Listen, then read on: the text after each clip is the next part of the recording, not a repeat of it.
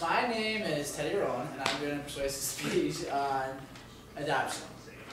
A funny thing is that people stop me and my younger brother and my older sister and tell us how much my little sister looks like us, who's currently, well, she's about to turn 6 very soon, and she is adopted. We adopted her actually almost 6 years ago. We got her straight from the hospital. My parents actually got to see her be born, and so did my little brother. And then me and my sister got to fly out there later. The reason why this is so important is because she's somebody that's very close to me, and that means that I want what's best for her, and that is what brings me to my topic, which is adoption, and if it should be open or closed. And an open adoption is something where you get to choose if the birth parents can be found or not, if the person who's adopted can have access to the birth parents, can talk to them when they choose to, have some sort of contact with the person. And a closed adoption is where the birth parents and adoptive parents don't have access to any information. There's no access to them for the adopted child or anything like that. There's no way for them to be able to find them if they want. If they have questions they want, if they have things that are unanswered that they need to find out, it doesn't matter. They're just going to get turned away. So basically, I believe that all adoptions should be open. It's not a law or anything. You can have an open adoption or a closed adoption. Like I said, open adoption is one of the things I'll be going over. Reason why the open adoption is good is another thing I'll be going over. The basics of closed adoption, and it's just a few simple facts that come from children who have been adopted, things that they've said, and that's it. Open adoption, basically, like I said, is when the person who is born, the person who is being adopted, always will at some point in their life know who the birth parents are. They'll be able to see pictures of them. It's basically their choice. I mean, once they get to the age where they can choose, pick, they can meet the parents, they can talk to their adopted parents, and get information from them to be able to talk to their actual birth parents and find out questions as far as like medical history, so they know if they're at risk for anything. Reasons why the open adoption is good is because they at one time in their life will have the opportunity to meet their parents, if possible. Studies have proven that open adoption is the healthiest form of adoption between open and closed.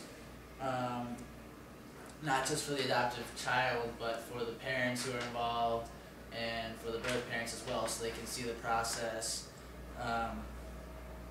It also is psychologically and emotionally best for the adopted child. And it helps because the heritage,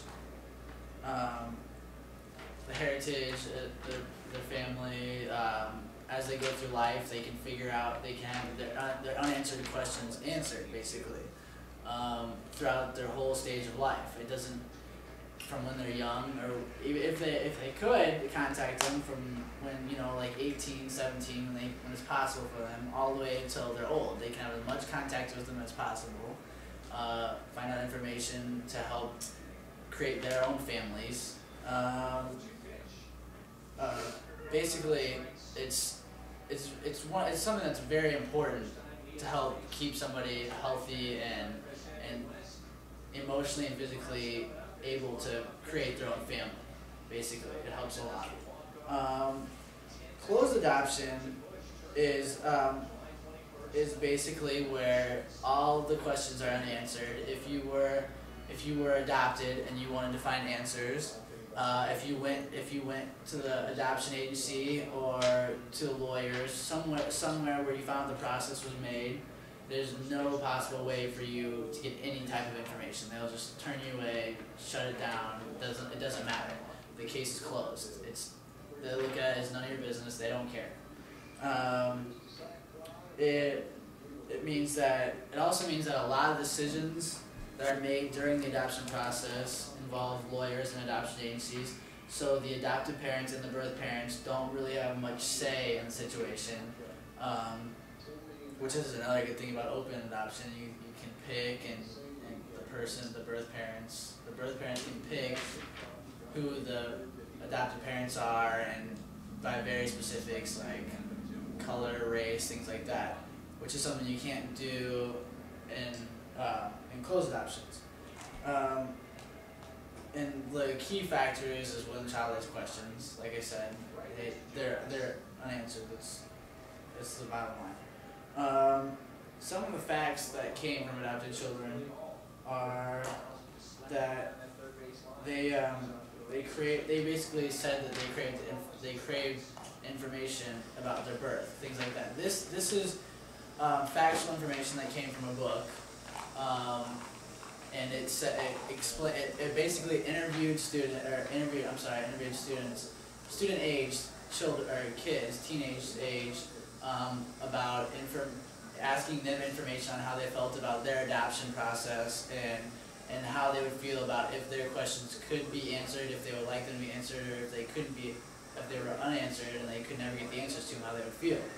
And the children basically said that if they couldn't have the information, then they wanted it, and that was something that was really important to them. It was kind of like, if you can't have it, you want it more.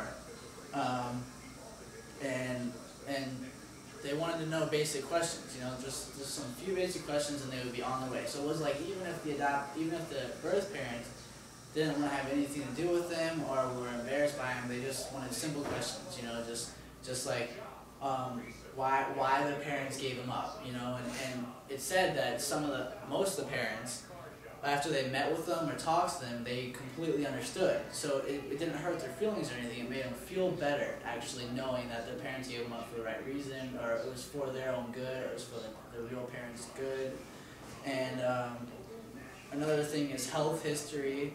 They can't, if it's a closed adoption, they can't figure out if their grandparents or their parents had health risks, like they could have heart problems, or diabetes, things like that are very important. So they are worried about making their own family. They don't know what to look for, or if they find it, they can't be proactive.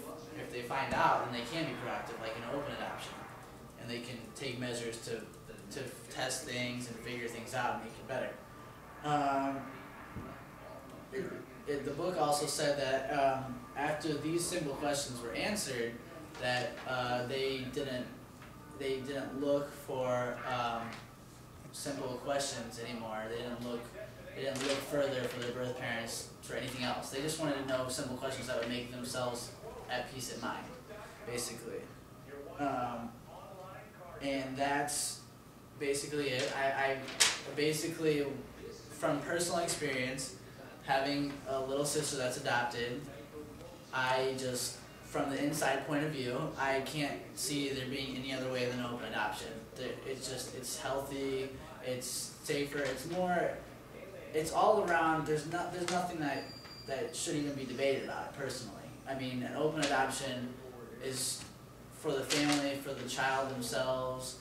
It just makes them feel better, puts them at peace of mind, and it's healthy in psychological, emotional issues, and that's why I feel that open adoption is the most important way and the only way there should be. And that's it. I was running out of time.